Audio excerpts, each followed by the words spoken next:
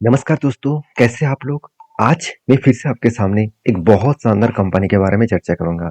मैं बहुत शानदार इसीलिए बोल रहा हूँ क्योंकि इंडिया के सबसे बड़े power distribution and power generate करने वाला कंपनी से है। तो कंपनी का नाम कौन सा है? कंपनी का नाम है एनटीपीसी। अभी देखिए एनटीपीसी जैसे कंपनीज के ऊपर मैं पहले भी वीडियो बना के दिया था और आज मैं इसीलिए वीडियो बना रहा हूँ क्योंकि मुझे बहुत सारे कमेंट्स भी आया कि सर एनटीपीसी लगातार लगातार गिरते चले जा रहे हैं। अगर मैं टॉप लेवल से देखूँ तो करंट लेवल तक ओवरऑल मैं अगर पीक लेवल से अगर मैं करंट लेवल तक देखूँ तो ओवरऑल 21% क्रैश हो चुके हैं। तो और कितना गिर सकते हैं और कितना नीचे आ सकते हैं, कौन सा लेवल में इसका सपोर्ट रेंज है, कौन सा लेवल तक जा सकते हैं, सारे पॉइंट्स में यहाँ पे डिस्कशन करूंगा। प्रीवियस डेटा के हिसाब से भी बैक टेस्टिंग करके आपको दिखाऊंगा। तो इस वीडियो को पूरा देखिए और मेरा क्या व्यू है इस कंपनी के ऊपर वो भी मैं आपके साथ शेयर करूंगा। तो सीधा सीधा कहूँ कि एनटीपीसी कोई छोटा मोटा कंपनी तो है नहीं, इंडिया के सबसे बड़े कंपनी है। साथ ही साथ सरकारी कंपनी जो है उनमें से भी नंबर वन पोजीशन में है। तो एक बार मैं आपको पेयर ग्रुप से दिखा ही देता हूँ, आपको पता ही चला जाएगा। तो देखिए एनटीपीसी जिसका मार्केट कैप करीबन करीबन 3 लाख करोड़ के ऊपर है। उसी जगह पे पावर ग्रिड जो भी सरकारी कंपनी है उसका मार्केट कैप 3 लाख मतलब 3 लाख 6 हजार करोड़ के आसपास है। और एनटीपीसी का 3 लाख करीबन 45 हजार करोड़ के आसपास है। और अदानी पावर के टोटल मार्केट कैप कितना है? 2 लाख 8 हजार। अदानी ग्रीन के कितना है? 1 लाख 9 हजार, सॉरी 90 हजार। और टाटा पावर का कितना? 1 लाख करीबन 38 हजार के आसपास।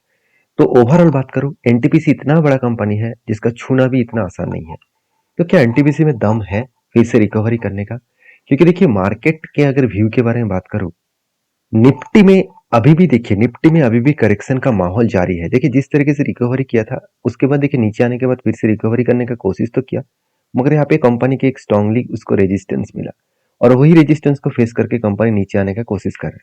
मतलब सेक्टर वाइज अभी भी, सॉरी मतलब एनटीपीसी जो है निफ्टी 50 का एक ही पार्ट है। तो देखा जाए तो वहां पे भी कंपनी का टोटल निफ्टी 50 का हालत उतना स्ट्रांग नहीं है। निफ्टी 50 अभी भी करेक्शन माहौल में है। तो उसी जगह पे बात करूं तो एनटीपीसी भी उसी के अंदर आते हैं।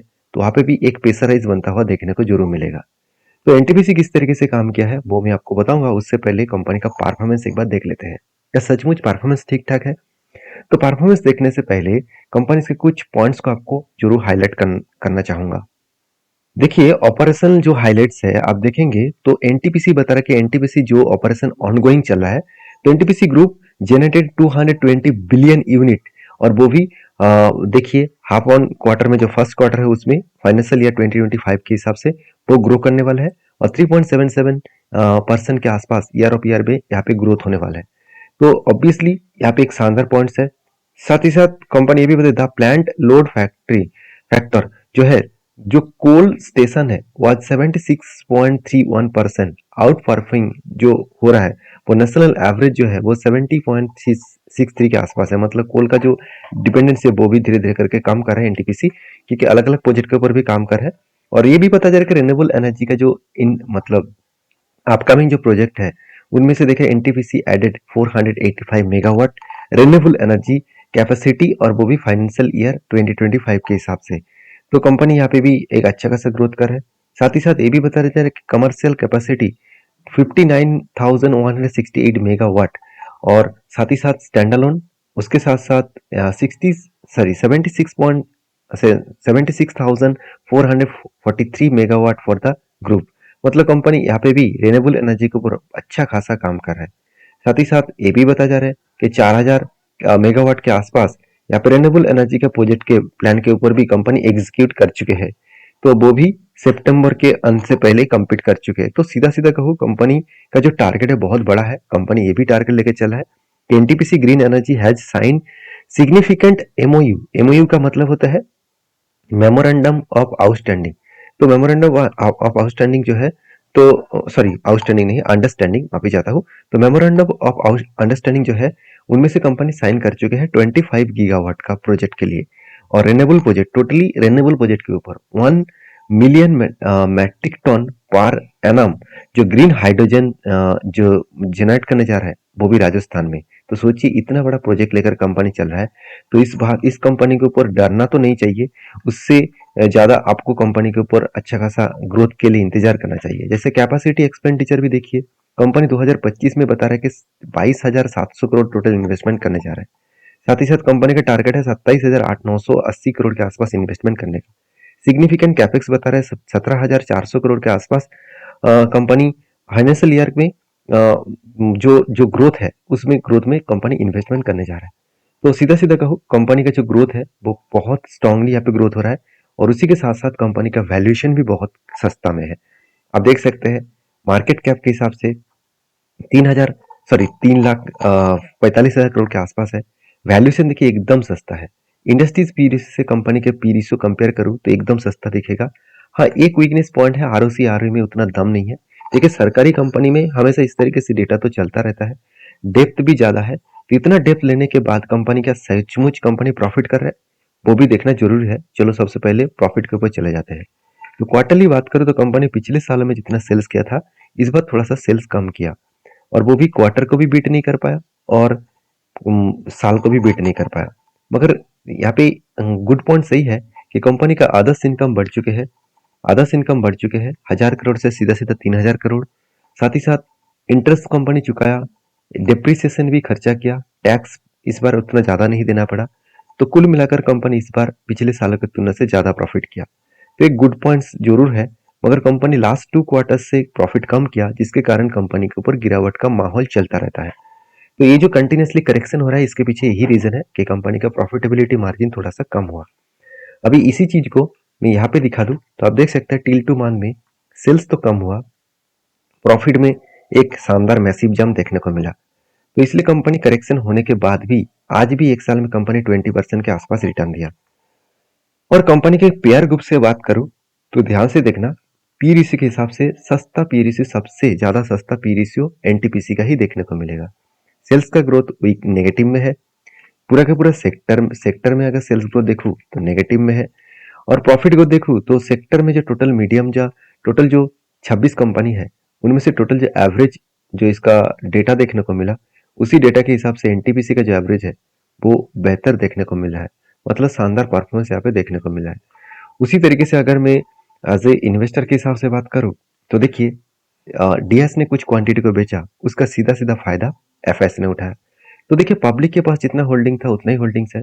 अगर इन्वेस्टर के हिसाब से बात करो देखिए 17 लाख के टोटल इन्वेस्टर था वो इस बार डबल हो चुके हैं। मतलब कुछ ना कुछ तो बढ़िया चीज होने वाले हैं। तो ये बात को आपको जरूर ऑब्जर्व करना चाहिए। बाकी देखिए रही बात इस कंपनी के टेक्निकली चार्ट पैटर्न्स का, तो देखिए यहाँ पे जो सीधा सीधा मैं बात करूं तो कंपनीज के ऊपर दो तरीके से सिनेरियो में आपको दिखाने वाला हूँ। पहली बात, कंपनीज के ऊपर अगर मैं चार्ट को देखूं तो कंपनी के ऊपर कंटिन्यूसली इस तरीके से हायर हाई करते करते वो ऊपर जा रहे थे। मतलब पिछला जो लो था उसके बाद जो लो बने, मतलब उसके बाद जो लो बने एक ट्रेन के बेसिस में बनता हुआ देखने को मिले। अगर मैं इस ट्रेन को एक बार आपके सामने यहाँ पे मार्किंग कर लूँ तो आपको पता चलेगा एक कंटिन्यूसली एक स्ट्रांगली अपट्रेंड था, स्ट्रांगली का अपट्रेंड था। और उसी अपट्रेंड के बाद देखिए लो, यहाँ पे लो हुआ, यहाँ पे लो हुआ, यहाँ पे लो हुआ और फाइनली देखिए इसको ब्रेकडाउन भी किया, रिटेस्ट किया, उसके बाद बिग क्रैश दिखा और यहाँ पे भी देखिए रिटेस्ट करने के बाद फिर से करेक्शन होने का वो इंतजार कर रहा है। तो क्या सीधा सीधा करेक्शन हो सकते हैं? और इस तरीके से करेक्शन होने के पीछे रीजन कौन सा है? देखिए पहली बात तो मैं आपको फाइनेंशियल फंडामेंटल्स दिखा चुका हूँ, वहां पे तो एक रीजन है ही। टेक्निकली बात करूं तो यहाँ पे एक पैटर्न्स मुझे देखने को मिला जिसको कहा जाता है एम पैटर्न्स। देखिए अगर इस तरीके से कोई डब्ल्यू पैटर्न्स बने उसके बाद अगर ब्रेकआउट हुआ, रिटेस्ट किया तो एक बड़ा धमाका हो सकते हैं। तो इस तरीके से डब्ल्यू पैटर्न्स काम करते हैं।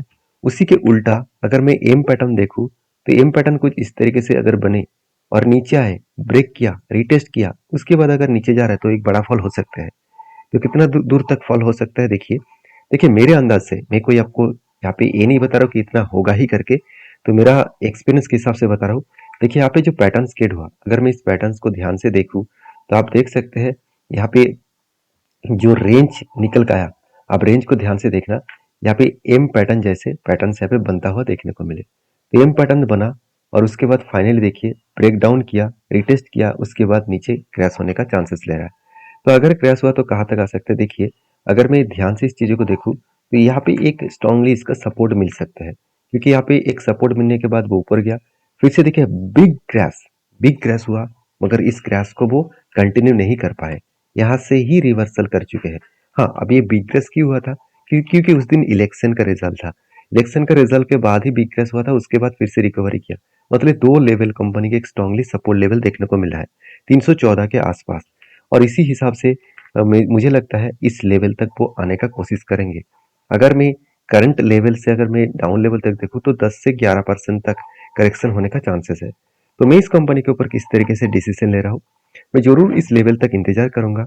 उससे पहले अगर मैं स्ट्रेटजीज वाइज देखूँ तो मुझे आरएसआई स्ट्रेटजीज में एक स्ट्रेटजीज मिल चुके हैं। जैसे मेरा आरएसआई रूल्स के हिसाब से मैं बात करूँ, मैं हमेशा यहाँ पे देखता हूँ आरएसआई के जो लाइन्स है वो 30 के जो नीचे स्लॉट होते हैं उसको ब्रेक डाउन किया है। तो उस टाइम कैंडल जो है वो 200 डेज मूविंग एवरेज के नीचे भी यहाँ पे ट्रेड कर रहा है। मतलब 2 रूल्स मैच कर चुके हैं। एक तो 200 डेज मूविंग एवरेज के नीचे कैंडल क्लोजिंग किया, उस टाइम 30 के नीचे आरएसआई भी आया। तो सीधा सीधा कहूँ कि आरएसआई कब नीचे आया, इस कैंडल के हिसाब से। यहाँ पे जो कैंडल बने इसके हिसाब से बना।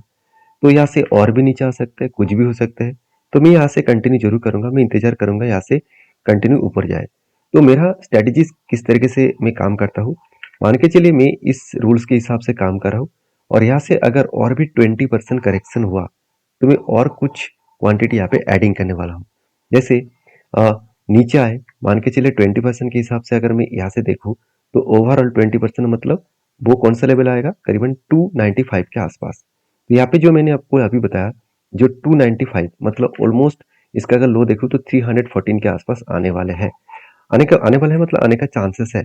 अगर मैं इस लेवल तक देखूँ, लोअर साइड लेवल तक देखूँ जहां से कंपनी इस तरीके से जान बाउंस कर रहा था, तो वो सीधा सीधा 280 के आसपास है। मतलब जो आरएसआई यहाँ पे लॉजिक दिखा रहा है वही लॉजिक के हिसाब से और भी करेक्शन होने का चांसेस है। तो चलो एक बार बैक टेस्टिंग करके भी देख लेते हैं। वीडियो थोड़ा सा लंबा हो सकता है, आपको मैं आपको सिखाने के लिए ये सारे चीज कहता रहता हूँ। तो प्लीज थोड़ा सा वीडियो लंबा हो सकता है, इसके लिए माफी चाहता हूँ। देखिए जैसे आरएसआई, देखिए यहाँ पे आरएसआई 30 के नीचे आया, यहाँ पे 200 डेज मूविंग एवरेज के नीचे तो आया मगर आरएसआई 30 के नीचे गया नहीं। जैसे यहाँ पे गया, देखिए ध्यान से देखिए, यहाँ पे कब गया, इस जगह पे गया। तो कैंडल के हिसाब से बात करूँ तो यहाँ पे आरएसआई के नीचे आया 30 के नीचे और कैंडल 200 डेज मूविंग एवरेज के नीचे आया। और अगर मैं उसके पहले देखूँ तो उससे पहले, हाँ उससे पहले भी आ गया था, मतलब पहले मार्किंग यहाँ पे करना चाहिए था। तो आरएसआई जब 30 के नीचे आते हैं, आरएसआई जब 70 को टच करते हैं तो मेरा पोजीशन क्लोज होता है। तो मैं यहाँ से अगर देखूँ तो टॉप लेवल मतलब यहाँ तक देखूँ तो कहाँ तक बना, कुछ इस तरीके से लेवल तक बना। तो इस तरीके से लेवल तक देखूँ तो 18% का 70 डेज में यहाँ पे जंप दिखाया। उसी तरीके से मैं अगर पहले भी डेटा आपको दिखा दूँ, देखिए मैं आपको बैक टेस्टिंग करके इसलिए दिखा रहा हूँ क्योंकि आपको पता चले कि इस तरीके से रूल्स का फायदा क्या होता है। देखिए कोविड के टाइम में तो बिग क्रैश हुआ था, मैं कोविड के टाइम में दिखूंगा नहीं, उससे पहले मैं एक बार आपको चेक करके दिखा देता हूँ। देखिए जैसे यहाँ पे भी हुआ था, देखिए यहाँ पे भी हुआ था कुछ इस तरीके से। यहाँ पे भी आरएसआई 30 के नीचे मतलब 30 के नीचे गया और यहाँ पे कैंडल बने। चलो एक बार इसको भी टेस्ट करके देख लेते हैं। तो यहाँ से मैं अगर देखूँ तो यहाँ पे 70 के ऊपर इस लेवल में गया, कुछ इस तरीके से सिचुएशन क्रिएट हुआ। तो 15% का जंप दिखा 49 डेज में। उसी तरीके से अगर मैं प्रीवियस और भी देखूँ तो यहाँ पे भी देख सकते हैं। यहाँ से भी अगर मैं मार्किंग कर लूँ तो टॉप लेवल तक अगर मार्किंग करूँ तो कितना, कुछ इस तरीके से सिचुएशन क्रिएट हुआ। 19% का गेन 38 डेज में। तो इस तरीके से आप बैक टेस्टिंग करके एक एक करके देख सकते हैं। इसके लिए देखिए पहले भी यहाँ पे भी बना था, यहाँ पे भी कुछ कैंडल बना था, यहाँ पे भी बने, यहाँ से अगर यहाँ से बने तो यहाँ से अगर मैं टॉप इस लेवल तक क्लोजिंग हुआ तो 8% का गेन मिला 113 डेज में। तो बड़े कंपनी के ऊपर इस तरीके से छोटे छोटे ट्रेड्स बनता रहता है। तो आपको इसके लिए इंतजार करना पड़ेगा, रूल्स आपको फॉलो करना पड़ेगा। हाँ ये मेरा रूल्स है, मैं आपको कोई भी रूल्स यहाँ पे ये नहीं बताने का कोशिश कर रहा हूँ कि आप भी इसके ऊपर टूट पड़े, इस रूल्स को फॉलो करें। हाँ बैक टेस्टिंग करके देखिए, उसके बाद आपको लगे कि हाँ मुझे कॉन्फिडेंटली काम करना है तो आप आपके हिसाब से जरूर काम करिए। वीडियो में जानकारी अच्छा मिले तो प्लीज लाइक करिए। Thank you.